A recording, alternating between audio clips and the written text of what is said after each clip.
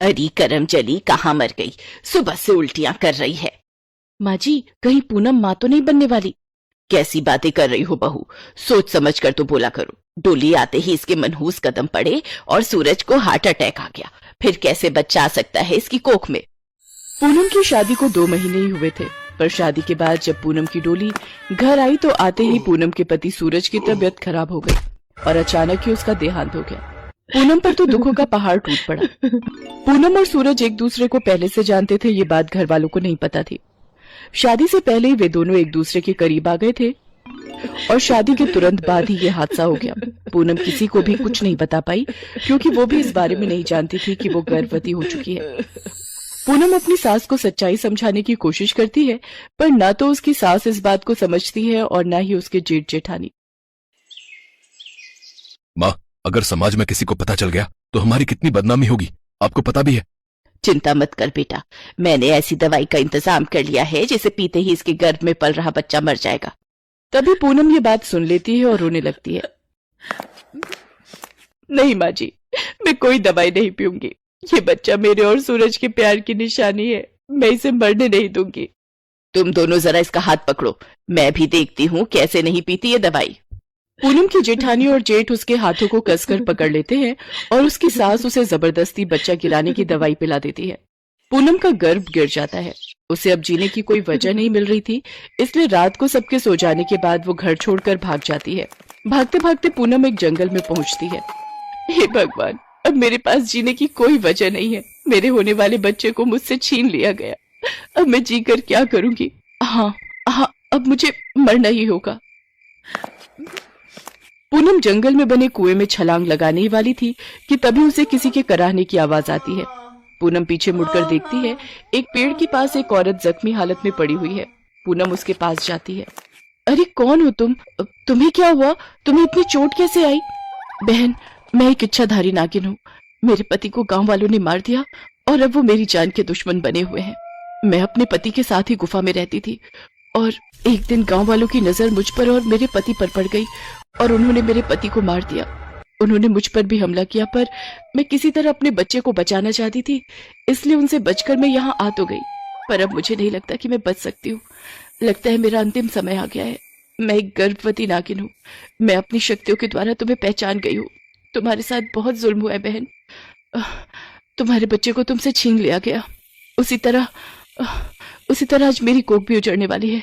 अगर मैं मर गई तो मेरे साथ मेरे निर्दोष बच्चे का भी अंत हो जाएगा। पर अगर तुम चाहो तो मेरे बच्चे को बचा सकती हो। मैं कैसे? मैं अपनी शक्तियों के द्वारा अपनी कोख तुम्हें दे सकती हूँ। फिर तुम मेरे बच्चे को जन्म देकर उसे बचा सकती हो। तुम उसकी माँ बन सकती हो। बोलो बहन, तुम बनोगी ना मेरे बच्चे की माँ? मुझ पर उपकार कर दो, मुझ पर उपकार कर दो बहन, मेरे बच्चे को बचा लो। औरत के रूप में इच्छाधारी नागिन बहुत रोती है। पूनम इस हादसे से गुजर चुकी थी। वो जानती थी कि एक माँ का दर्द क्या होता है। पूनम का बच्चा तो उससे छिन गया था। वो नहीं चाहती थी कि एक मरती हुई माँ के साथ एक निर्दोष बच्चा भी मर जाए। वो ये नहीं कर सकती थी, इसलिए उसने उस इच्छाधारी नागिन की बात मान ली। इच्छाधारी नागिन अपनी शक्तियों के द्वारा अपने आने वाले बच्चे को पूनम की कोख में डाल देती है और एक दर्द भरी आवाज के साथ इस दुनिया से चली जाती है। पता नहीं नागिन के बच्चे के कोख में आते ही पूनम में न जाने कौन सी शक्ति आ जाती है। वो बिना घबराए चुपचाप घर आती है और अपने कमरे में जाकर सो जाती है। पर धीरे धीरे पूनम का पेट बढ़ने लगता है, जिसे देखकर उसकी जेठानी और सास हैरान रह जाते हैं। माँ जी, आपने कौन सी दवाई पिलाई थी इसे? इसका तो बच्चा गिरा ही नहीं। ये तो 6-7 महीने पेट से लग रही है। पता नहीं, उस औरत ने तो मुझे यही दवाई दी थी, पर अब क्या करे? करना क्या है? अब आने वाले बच्चे का इंतजार करो। अब कुछ नहीं हो सकता। अब तो पूनम बच्चे को जन्म देकर ही रहेगी। हे भगवान, अगर मेरे पेट से नागिन पैदा हो गई तो लोग उसे पैदा होते से ही मार देंगे। मैं क्या करूं? कुछ समझ नहीं आ रहा। पूनम डरते डरते अपनी गर्भावस्था के दिन काट रही थी और वो दिन आ ही गया जब पूनम को बच्चा पैदा हुआ। पूनम को जब होश आया तो उसने अपने बराबर में एक बच्ची को लेटा हुआ पाया।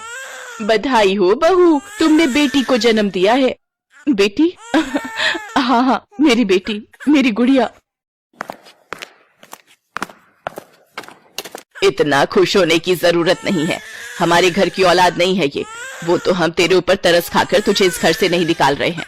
पर तू ये मत समझना कि हमने तेरी बच्ची को अपना लिया। जो भी खर्चा उठाना है इस बच्ची के तू खुद उठाएगी। इस घर से तुझे दूध की एक बूंद के लिए भी पैसे नहीं मिलेंगे। हाँ, पर माँ जी, इसके तो दूध उतरा ही नहीं, फिर ये बच्ची को क्या पिलाएगी? उतरेगा कैसे जब मन में कपट हो तो? कोई काम ठीक नहीं होता। चलो बहू, पड़ी रहने दो इसे अपनी बच्ची के साथ। पूनम की सास और जेठानी कमरे से बाहर चली जाती हैं। पूनम बच्ची को जैसे ही गोद से नीचे उतार कर पलंग पर लिटाती है, बच्ची नागिन के रूप में आ जाती है। पूनम घबरा जाती है।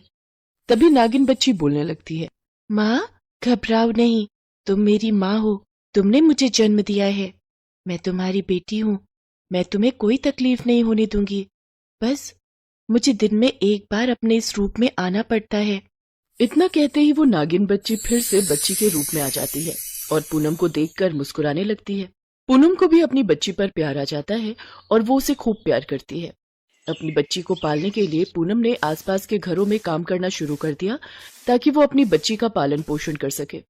पूनम ने अपनी बच्ची का नाम छाया रखा। अपनी माँ के कहने पर छाया कभी भी किसी के सामने नागिन रूप में नहीं आती थी। धीरे धीरे छाया बड़ी हुई और उसने कॉलेज की पढ़ाई पूरी की। पंकज नाम का एक लड़का छाया को बहुत पसंद करता था। पंकज छाया से बात करने की कोशिश करता तो छाया उसे जानबूझकर मना कर देती, क्योंकि वो जानती थी कि वो एक साधारण लड़की नहीं है।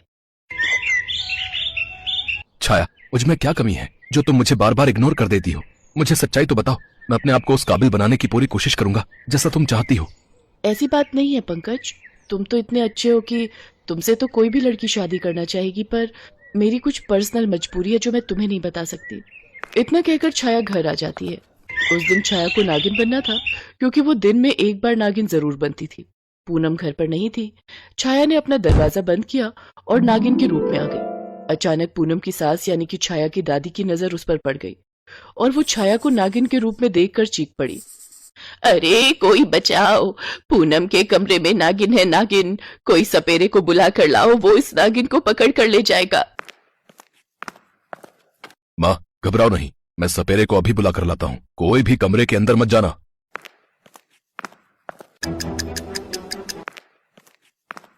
सपेरे को देखकर छाया घबरा जाती है। सपेरा बीन बजाना शुरू करता है। छाया तो नागिन थी, वो बीन की धुन पर मदहोश हो जाती है। तभी पूनम भी आ जाती है। बंद करो ये बीन की धुन। माँ जी, ये सपेरे को क्यों बुलाए है? अम्मा जी, आपकी पोती नागिन है, नागिन। मैं अभी इसे नागिन रूप में लेकर आता हूँ। मैं इसे पहचान गया हूँ, ये इच्छाधारी नागिन है। क्या इच्छाधारी नागिन और हमारे घर में? इसे पकड़ कर ले जा, जल्दी से ले जा इसे। हमें अपने घर में नहीं रखना है ये नागिन। नहीं माँ जी, वो मेरी बेटी है, मैंने उसे जन्म दिया है, ऐसा मत कीजिए। मैं अपनी बेटी को लेकर कहीं दूर चली जाऊंगी। छाया चल बेटी, हम कहीं दूर चलते हैं। सपेरा बीन बजानी शुरू कर देता है। पूनम रोती चिल्लाती रहती है, पर कोई उसकी बात नहीं मानता। छाया नागिन बनने ही वाली थी। सपेरा बीन बजाता जा रहा था। तभी छाया की नागिन माँ की आत्मा वहां प्रकट होती है। बेटी छाया, मैं तुम्हें नागिन योनि से मुक्ति देकर एक साधारण लड़की के रूप में बदल रही हूँ। हमेशा खुश रहो मेरी बच्ची। और फिर सब देखते रह जाते हैं। छाया एक साधारण लड़की के रूप में आ जाती है। सपेरे की बीन का उस पर कोई असर नहीं होता। पर उस दिन पूनम अपनी बेटी छाया के साथ वो घर छोड़कर चली जाती है और सुकून की जिंदगी बिताने लगती है। छाया पंकज को शादी के लिए हाँ कह देती है और अपनी माँ पूनम से मिलवाती है। पूनम अपनी बेटी छाया की शादी पंकज के साथ करके अपने माँ होने का फर्ज निभाती है। आज तू आई है गुंजा, गायत्री कहाँ है? वो माँ को बुखार है, बहुत तेज हो रहा था तो मैंने दवाई देकर उन्हें आराम करने को बोला है। गुंजा ने हाँ में सिर हिलाया और घर के कामों में लग गई। छाया तो पहले से ही गुंजा से ईर्ष्या करती थी, क्योंकि छाया देखने में ज्यादा सुंदर नहीं थी और उसकी जलन का यही कारण था। आज मौका हाथ आया है, अभी माँ से इसकी डांट पड़वाती हूँ। माँ ये सब क्या है? ये मेरी इतनी महंगी ड्रेस पर चाय के दाग कैसे पड़ गए? वो देखो माँ, गुंजा के हाथ में चाय की केतली है, जरूर इसने जानबूझकर मेरी ड्रेस पर चाय गिराई होगी। माँ ये मेरी जन्मदिन की ड्रेस है, आपको पता है ना मैं स्पेशली कितनी महंगी खरीद कर लाई थी। गुंजा इधर आ, तुझे तो मैं अभी बताती हूँ। अरे आंखों की अंधी, तूने मेरी बेटी के जन्मदिन की ड्रेस को खराब कर दिया। पता भी है कितने की ड्रेस है? सेठानी जी, मैंने तो कोई चाय नहीं गिराई, ये केतली तो मैंने आंगन से उठाई है।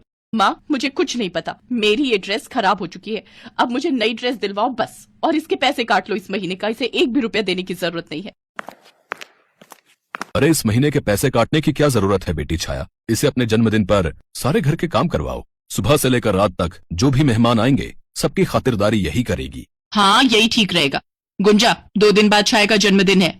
तू दिन भर छाया के जन्मदिन के सारे काम देखेगी और एक भी काम गलत नहीं होना चाहिए, समझी? ठीक है सेठानी जी, मैं आ जाऊंगी। गुंजा, मेरी बच्ची, कल मेहमान आएंगे जाएंगे, उनके सामने मैं सोच रही थी कि तू कोई अच्छा सा कुर्ता पहन ले। मेहमानों के बीच पुराने कपड़े पहनते अच्छा नहीं लगेगा बेटी। तेरे सारे कुर्ते किनारों से फट गए हैं। पर माँ, मेरे पास तो ऐसा कोई कुर्ता है ही नहीं जो मैं पहन सकूं। रात हो चुकी थी। गुंजा अपने आंगन में बैठी थी। उसकी आंखों से आंसू बह रहे थे। तभी गुंजा की नजर एक तितली पर जाती है, जिसके पंख एक झाड़ी में फंस गए थे और तितली उस झाड़ी से अपने आप को छुड़ाने की कोशिश कर रही थी। गुंजा पेड़ों के उस झाड़ी के पास जाती है और बहुत आराम से उस तितली के पंखों को झाड़ी से छुड़ा देती है। तुम बहुत अच्छी हो, बहुत अच्छी हो। तुमने मेरे पंख झाड़ी से छुड़ा दिए। मेरे पंखों में बहुत दर्द हो रहा था। बोलो, मैं तुम्हारी क्या मदद कर सकती हूँ? मैं देख रही थी कि तुम वहाँ बैठी हुई रो रही थी, पर मैं तुम्हारे पास नहीं आ सकी क्योंकि मेरे पंख यहाँ झाड़ी में फंसे हुए थे। मुझे बताओ, तुम्हारी उदासी का कारण क्या है? तुमने उदास मन होते हुए भी मेरी तरफ ध्यान दिया, इसलिए मैं तुम्हारी मदद करना चाहती हूँ। प्यारी तितली, कल सेठानी की बेटी छाया का जन्मदिन है, पर मेरे पास पहनने के लिए कोई कुर्ता नहीं है, इसीलिए मैं उदास हूँ। बस इतनी सी बात? मैं तुम्हारे लिए फूलों का कुर्ता तैयार करती हूँ, तुम उसे पहन कर जाना। तुम बहुत सुंदर लगोगी। अभी रुको।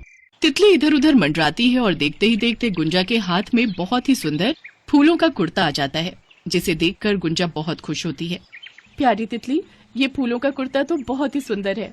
शुक्रिया प्यारी तितली। इसके बाद वो तितली वहां से उड़ गई। कुर्ता मिलने से गुंजा बहुत खुश थी। गुंजा ने घर के अंदर जाकर वो कुर्ता अपनी माँ को दिखाया। गायत्री भी वो कुर्ता देखकर बहुत खुश होती है। गुंजा, ये कुर्ता तो बहुत सुंदर है। देखना मेरी बच्ची, सबसे प्यारी लगेगी। अब तुम्हें जाना चाहिए, नहीं तो सेठानी जी गुस्सा करेंगी। ठीक है माँ, तुम आराम करो। Thank you so much. तुम नहीं जानते तुमने यहाँ आकर मुझे कितनी बड़ी खुशी दी है। रुको, मैं तुम्हारे लिए कोल्ड ड्रिंक मंगवाती हूँ। गुंजा, इधर आना। गुंजा कोल्ड ड्रिंक लेकर आती है। छाया पहले ही समझ चुकी थी कि सुधीर का ध्यान गुंजा पर है, इसलिए वो जानबूझकर गुंजा को नीचे दिखाने के लिए उसके पैर में अपनी टांग अड़ा देती है, जिससे गुंजा के हाथ से कोल्ड ड्रिंक की ट्रे छूटकर छाया की ड्रेस पर गिर जाती है। पर छाया ये नहीं जानती थी कि उसे ऐसा करते सुधीर पहले ही देख चुका है। गुंजा रोती हुई वहाँ से भाग जाती है, पर उसी बीच सुधीर भी पार्टी छोड़कर चला जाता है। क्या हुआ सुधीर, तुम कहाँ जा रहे हो? अभी तो केक काटना बाकी है। मैं ऐसी जगह बिल्कुल नहीं रुक सकता जहाँ किसी निर्दोष का अपमान हो। मैं अच्छे से जानता हूँ छाया, तुमने उस लड़की गुंजा को जानबूझकर अपने पैर से गिराने की कोशिश की थी। अब से मेरा तुमसे कोई वास्ता नहीं है। सुधीर वहाँ से चला जाता है। उसके 2-3 दिन तक गायत्री और गुंजा काम पर नहीं आए। गुंजा उदास बैठी थी कि तभी सुधीर अपने मम्मी पापा के साथ उसके घर आता है। आंटी जी, मैं गुंजा को पसंद करता हूँ और मैं गुंजा से शादी करना चाहता हूँ, इसीलिए मैं मम्मी पापा के साथ आया हूँ। बिल्कुल बहन जी, गुंजा के बारे में जैसा सुधीर ने बताया था, गुंजा वैसी ही सुंदर है। हमें गुंजा बहुत पसंद है। बस आप शादी की तैयारियां कीजिए। सबकी बातें सुनकर गुंजा शर्मा जाती है। गायत्री बेहद खुश थी कि उसकी बेटी का संसार खुशियों से भर गया। धूमधाम से गुंजा और सुधीर की शादी होती है। गुंजा की किस्मत बिल्कुल बदल गई थी। अपने जीवन में सुधीर जैसा अच्छा इंसान पाकर गुंजा बहुत खुश होती है और मन ही मन उस तितली को धन्यवाद